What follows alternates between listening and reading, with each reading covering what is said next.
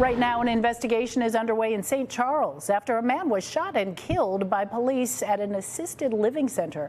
Police say when they were called to the River Glen of St. Charles just before 9 this morning for a welfare check, this is what happened. Witnesses told them a man was holding a chainsaw trying to cut down a tree on the property.